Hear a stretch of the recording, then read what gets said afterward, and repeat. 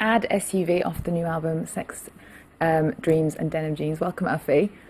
Now, you're not a newcomer, although this is your debut album. You had a big hit in 2006. Why 4 years later has it taken?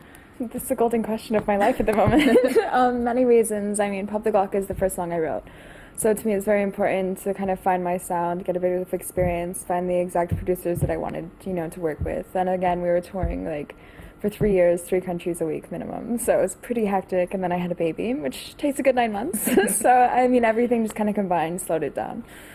Now, there's a lot of hype about you since then, really. Are you feeling the pressure of that? Slightly, It's kind of a mixture because it has been 4 years, so it's very exciting that it's finally here. But at the same time, it's been 4 years, so that's quite a bit of pressure. And from my point of view, you do seem a little bit unlikely to be a gangster rapper. How did you fall into that? Well, I wouldn't necessarily categorize it as gangster rap. No. But, I think I mainly, I have a big love for hip hop. And I have no idea how to sing properly at the beginning. So I went into this, I guess, kind of speaking monologue instead of singing. So I wasn't necessarily like the gangster rapper, more as this is the comfortable way for me. But you enjoy it now? It's something you're going to carry on with? Definitely, yeah. Now, tell us about this name, Uffie. It's obviously not your real name. Where did it come from? It's something my dad's called me since I was born. Strangely, I was quite a handful when I was little, so he was always saying enough, enough, enough. And Uff, in French is egg, so somehow that turned into Uffie, and it's my nickname ever since. Now, you've lived in many different countries. You travelled around a lot as you were growing up, but you're here in Paris now. You've been here for a good few years. Why have you chosen to stay here? I don't know. I mean, when I arrived, I just really fell in love with the way that you can walk everywhere. You can have your croissant, newspaper in the morning at a cafe. I find the pace of life and quality of life is a bit nicer. It's a bit more slow, but there's still stuff to do. So it just really, I guess, settled with me that way. I think it's somewhere you're going to stay then. For now. It's difficult to say, so people ask me that all the time as Definitely. well. Now, for your image, you have a very particular image. I don't think I've ever seen 2 photos of you where you look the same. Yeah. How important is image for your music?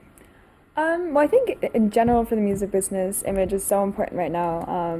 If you look, I mean, it's half image, I think, for most artists than music.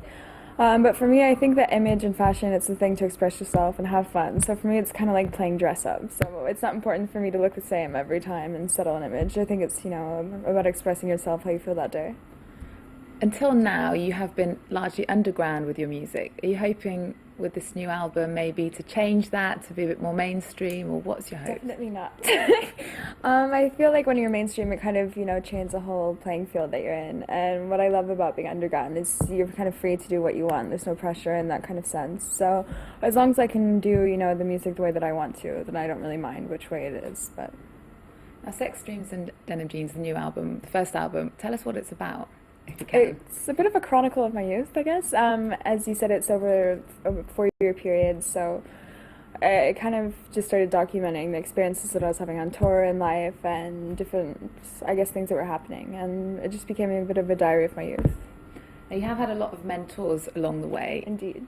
How much of this album is you? Does it all come from you, or is it a little bit of them? I mean, obviously there's, the producers definitely have their touch, but I definitely took charge in which direction I wanted to go in. Like with Feeds, we both like hip-hop, so with him, I focused more on that, where Mirwais, for me, it was a chance to express, the rock side, so obviously they each bring their bit, but...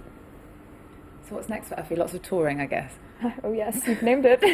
I got back yesterday and I'll be heading out again in a few days. So right now we're touring non-stop until I think November, and lots of promo. Okay, well, good luck with all of that. Thank you so much for coming and speaking to us here on France 24. Thanks.